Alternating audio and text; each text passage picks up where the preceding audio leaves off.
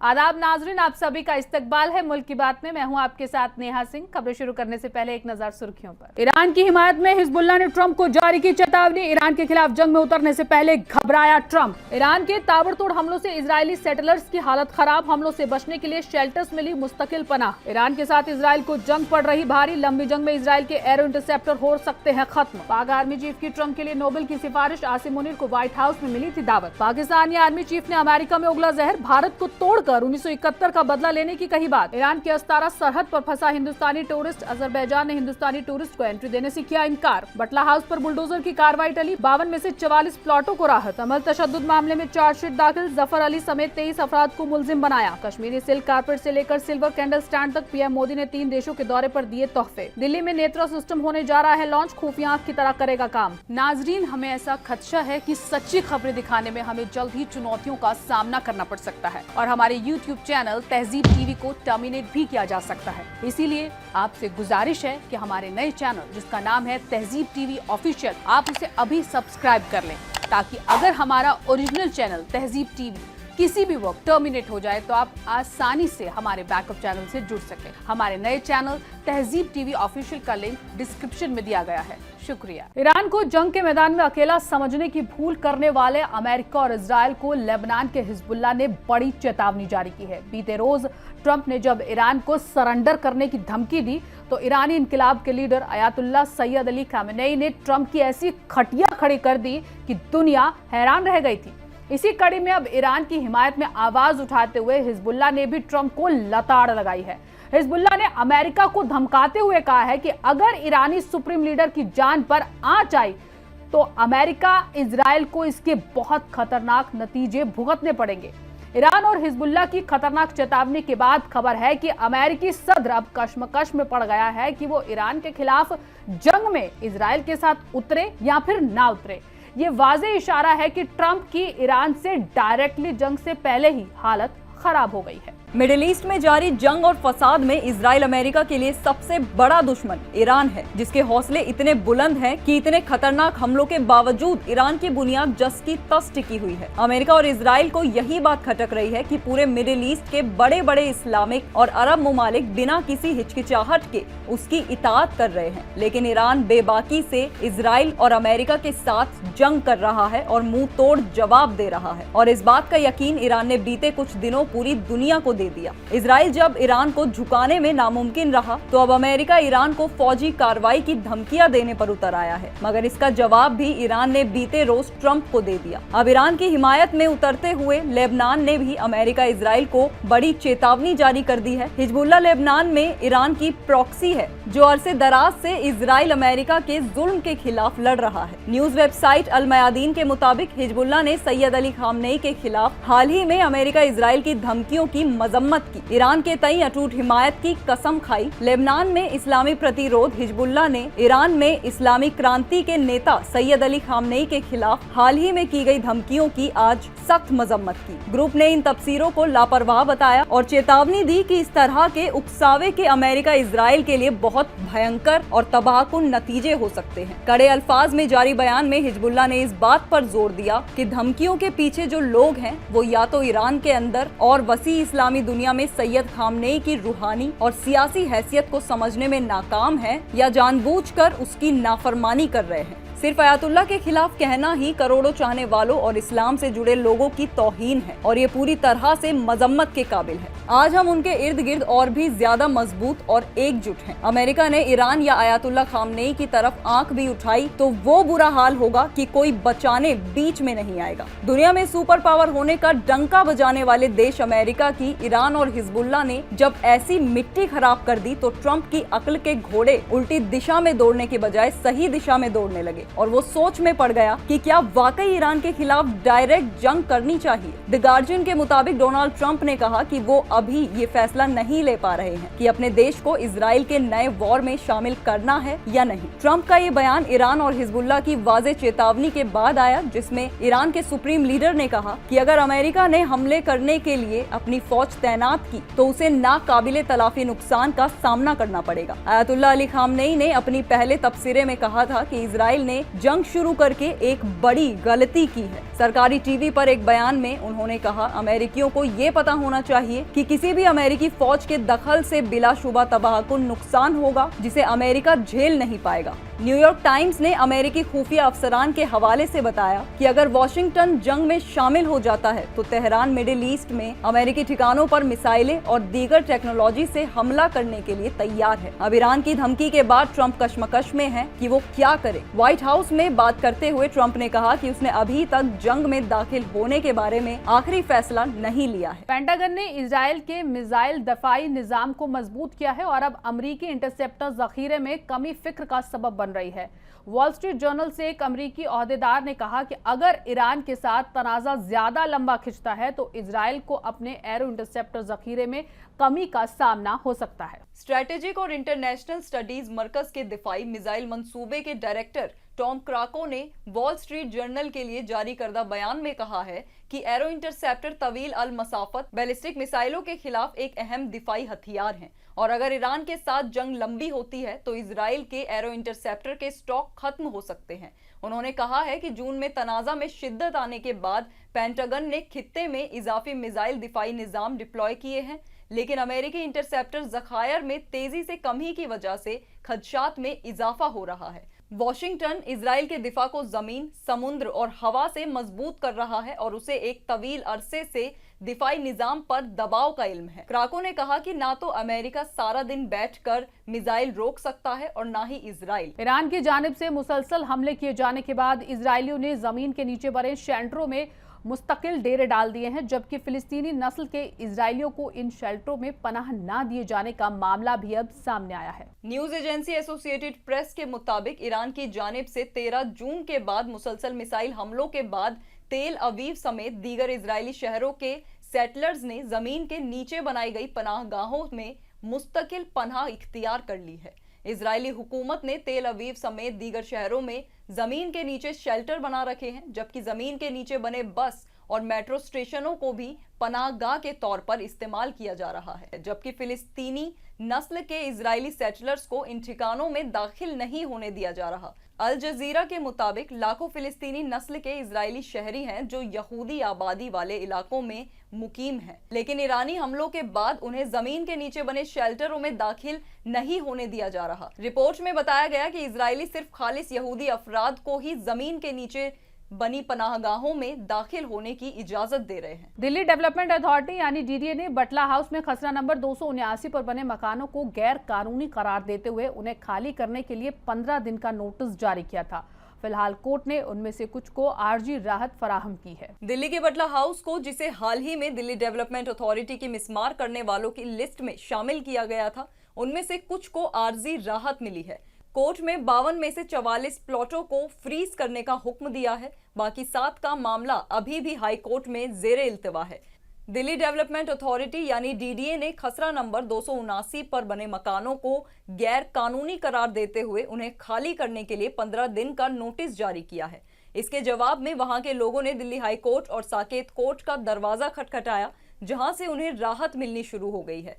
खसरा नंबर 279 के तहत कुल 34 बीघा जमीन है, जिसमें से केवल 2 बीघा और 10 बसवा पर तामीर के लिए मिसमार करने के अहकामात जारी किए गए हैं। अर्जी गुजारों की दलील है कि इस खसरा में सभी जायदादें गैर कानूनी नहीं हैं और डीडीए के नोटिस में वजाहत का फुकदान है। संभल की शाही जामा मस्जिद का दूसरे मरहले का सर्वे 24 नवंबर को हुआ। इस दौरान हजारों की तादाद में जमा हुए लोगों ने पुलिस पर पथराव और फायरिंग शुरू कर दी, जिसमें 4 अफराद की मौत हो गई।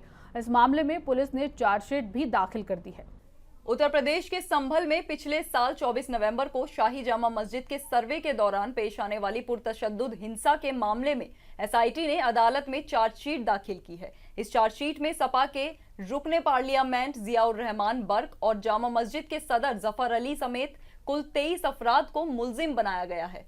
संभल के एसपी कृष्ण बिश्नोई ने आईएएनएस से गुफ्तगू में बताया, 24 नवंबर 2024 को संभल जिले में अदालत के हुक्म पर किए गए सर्वे में रुकावट डालने, पुरतशद्दुद हरकतों और आगजनी के ताल्लुक से 12 एफआईआर दर्ज की गई थी। इनमें से 7 केस पुलिस और 5 केस अवाम की तरफ से दर्ज कराए गए थे। उन्होंने बताया, इनमें सबसे अहम केस 335-24 के तहत पुरतशद्दुद साजिश के इल्जाम में MP जियाउर रहमान बर्क के खिलाफ चार्जशीट दाखिल की गई है। संजय निरुपम ने कहा कि मुस्लिम बिल्डरों के जरिए हाउसिंग जिहाद से मुंबई का समाजी तवाजुन बिगाड़ने की साजिश लगातार की जा रही है। हमने इसकी शिकायत डिप्टी सीएम एकनाथ शिंदे से की है। शिवसेना के सीनियर लीडर संजय निरुपम ने मुंबई में चांदीवाला नाम के बिल्डर पर जोगेश्वरी इलाके की 2 रीडेवलपमेंट मंसूबों में 660 करोड़ रुपए का घोटाला करने का संगीन इल्जाम लगाया है। साथ ही उन्होंने ये भी कहा कि मुंबई में हाउसिंग जिहाद चलाया जा रहा है। संजय निरुपम ने कहा इन प्रोजेक्ट्स में 220 फ्लैट गैरकानूनी तौर पर बनाए गए हैं और उन्हें मुस्लिम अफराद को फरोख्त किया गया है। ये सब झुग्गी पुनर्विकास प्रोजेक्ट्स के जरिए हाउसिंग जिहाद का हिस्सा है, जिसके जरिए मुंबई का समाजी तवाजुन बिगड़ने की साजिश की जा रही है। वॉशिंगटन दौरे पर पहुंचे आसिम मुनीर ने भारत के खिलाफ जमकर जहर उगला। इस दौरान उन्होंने भारत के साथ हालिया तनाजे को लेकर खूब शेखी मारी और झूठे दावे किए तो 1971 की जंग में हार का दर्द भी उभर आया। उन्होंने भारत से बदला लेने की कसम खाई। पाकिस्तान के आर्मी चीफ नए फील्ड मार्शल सैयद आसिम मुनीर इन दिनों अमेरिका में हैं। हाल ही में उन्होंने अमेरिका में पाकिस्तानी कम्युनिटी को खिताब किया था। इस खिताब में मुनीर ने भारत के खिलाफ जहर उगलने का जरिया बना डाला। मुनीर ने इस मंच का इस्तेमाल बीती मई में 4 रोजा फौजी तसादुम को पाकिस्तान की झूठी जीत करार देने के लिए इस्तेमाल किया। मुनीर ने इस दौरान भारत को चुनौती दी कि 1971 की जंग की शर्मनाक हार का बदला लेने की कसम खाई। मुल्ला जनरल के नाम से मशहूर आसिम मुनीर ने कश्मीर को लेकर भी बयान दिया है। पाकिस्तानी सहाफी एजाज सैयद ने एक टॉक शो में बताया कि पाकिस्तान आर्मी चीफ सैयद आसिम मुनीर ने कहा कि वो भारत को तोड़कर 1971 की जंग का बदला लेंगे। आसिम मुनीर के खिताब के दौरान वॉशिंगटन में मौजूद रहने वाले पाकिस्तानी नोमान मुगल के मुताबिक पाकिस्तान आर्मी चीफ ने कहा कि हमने चीन के साथ मिलकर भारत के खिलाफ जंग लड़ी है। मुल्ला मुनीर ने 22 अप्रैल को पहलगाम हमले को दहशतगर्दाना हमला मानने से इनकार कर दिया। पाकिस्तान के army chief general Asim Munir को अमेरिका के सदर डोनाल्ड ट्रंप के व्हाइट हाउस में लंच के लिए बुलाया गया और इसके साथ ही ये राज खुल गया कि आखिरकार आसिम मुनीर को व्हाइट हाउस में लंच का न्योता क्यों दिया गया। पाकिस्तान के army chief general Asim Munir को अमेरिका के सदर डोनाल्ड ट्रंप के साथ व्हाइट हाउस में लंच की दावत दी गई। ये दावतनामा का राज उस वक्त खुल गया जब मुनीर ने ट्रंप को भारत और पाकिस्तान के बीच मुमकिना जौहरी जंग को रोकने के लिए नोबेल अमन प्राइज का हकदार बताया। मीडिया रिपोर्ट्स के मुताबिक अमेरिकी सदर डोनाल्ड ट्रंप और पाकिस्तान के army chief field marshal Asim Munir के बीच व्हाइट हाउस में बुधवार 18 जून को 2025 को एक बंद कमरे में बैठक हुई। व्हाइट हाउस की तर्जुमान एना केली ने इस मुलाकात को आसिम मुनीर के जरिए की गई सिफारिश से जोड़ा और बताया कि ये बैठक ट्रंप के उस किरदार को तस्लीम करती है जिसमें उन्होंने भारत और पाकिस्तान के बीच जंग को टालने का दावा किया था।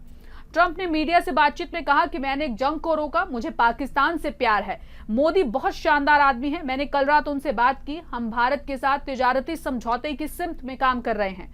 उन्होंने आगे कहा भारत और पाकिस्तान जंग के करीब थे। आसिम मुनीर पाकिस्तान की तरफ से बाअसर आदमी हैं, मोदी भारत की तरफ से सरगर्म थे। दोनों जौहरी ताकतें हैं, लेकिन मैंने इस जंग को रोका। पीएम मोदी साइप्रस, कनाडा और क्रोएशिया के 5 रोजा दौरे के बाद जुमेरात को दिल्ली वापस लौट आए। इस दौरे के दौरान पीएम मोदी ने क्रोएशिया, साइप्रस समेत कई ममालिक के सरबराहों को तोहफे भी दिए। आइए जानते हैं कि पीएम मोदी ने किसे क्या तोहफा दिया। वजीर आजम नरेंद्र मोदी 3 ममालिक के 5 रोजा दौरे के बाद जुमेरात को दिल्ली वापस लौट आए। पीएम मोदी बुध के रोज अपनी दौरा मुकम्मल करके क्रोएशिया से हिंदुस्तान के लिए रवाना हुए। इस दौरे में सबसे पहले वो साइप्रस पहुंचे, उसके बाद G7 समिट में शरीक होने के लिए कनाडा गए और आखिर में क्रोएशिया का दौरा किया। ये दौरा कामयाब रहा और पीएम मोदी पहले हिंदुस्तानी वजीर आजम बने जिन्होंने क्रोएशिया का सरकारी दौरा किया। उन्होंने इस दौरे को खास बनाने के लिए क्रोएशिया और साइप्रस के सरबराहों को तोहफे पेश किए। ये तोहफे हिंदुस्तानी तहजीब और दस्तकारी की नुमाइंदगी करते हैं। पीएम मोदी ने अपने दौरे के आखिरी मरहले में क्रोएशिया के सदर को ओडिशा की पट्टचित्र पेंटिंग तोहफे में दी, जबकि क्रोएशिया के वजीर आजम को राजस्थान की सिल्वर कैंडल स्टैंड भेंट में दी। जंग से मुतासिर तेहरान से 500 किलोमीटर की जोखिम भरे सड़क सफर के बाद फंसे हुए हिंदुस्तानी टूरिस्ट फाल्गुनी डे अजरबैजान से लगती ईरान की अस्तारा सरहद पर पहुंचे तो उन्हें कागजी कार्रवाई की वजह से फिर परेशानी का सामना करना पड़ रहा है। फाल्गुनी डे अब अजरबैजान पार करने और बाकू पहुंचने के लिए जरूरी जटिल कागजी कार्रवाई के जाल में फंस गए हैं, जहां से वो घर लौटने की योजना बना रहे हैं। डे ने मीडिया को बताया, मैं इस यात्रा के जरिए तेहरान में बमों से बचने में कामयाब हो गया। लेकिन अब मैं ईरान की अस्तारा सीमा पर फंस गया हूं, क्योंकि अजरबैजान के अधिकारी मुझे उस सरकार द्वारा जारी विशेष माइग्रेशन कोड के बिना अपने देश में स्वीकार नहीं करेंगे और मेरा ई वीजा काम नहीं करेगा। कोलकाता के इस कॉलेज प्रोफेसर ने कहा, मेरे लाख समझाने के बावजूद मुझे बताया गया कि उस कोड को आने में कम से कम एक पखवाड़ा और लगेगा और मुझे नहीं पता कि मैं ईरान में इतने लंबे समय तक कैसे जीवित रह पाऊंगा। डे एक शौकिया पर्वतारोही है। वो माउंट दामावंद के ज्वालामुखी शिखर पर चढ़ने के लिए 5 जून को तेहरान पहुंचे थे।